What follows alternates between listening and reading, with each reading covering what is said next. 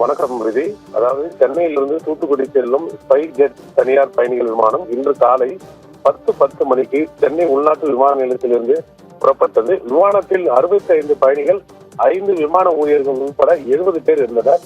இந்த விமானம் நிறுத்தி வைக்கப்பட்ட இருந்த நடைமேடை 51 இருந்து ஓடுபாதைக்கு கொண்டு வரப்பட்டு ஓடுபாதையில் ஓடத் தொடங்கிய போது விமானத்தில் திடீரென இயந்திர கோளாறு ஏற்பட்டுள்ளதை விமானி கண்டுபிடித்தார்.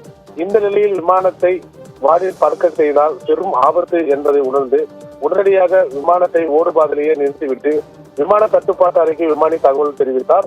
இதையடுத்து இழுவை வண்டி மூலமாக அந்த விமானம் மீண்டும் அது புறப்பட்ட இடத்திற்கே திரும்பி கொண்டு வந்து நிறுத்தப்பட்டது. இதையடுத்து விமான பொறியாளர் குழுவினர் விமானத்துக்குள் ஏறி விமானத்தை பழுது பார்க்கும் பணியில் ஈடுபட்டனர். பயணிகள் அனைவரும் விமானத்துக்குள்ளே அமர வைக்கப்பட்டுள்ளனர். அந்த விமானம் பழுது பார்க்கப்பட்டு தாமதமாக சென்னையிலிருந்து தூத்துக்குடி புறப்பட்டு செல்லும் என்று அறிவிக்கப்பட்டுள்ளது.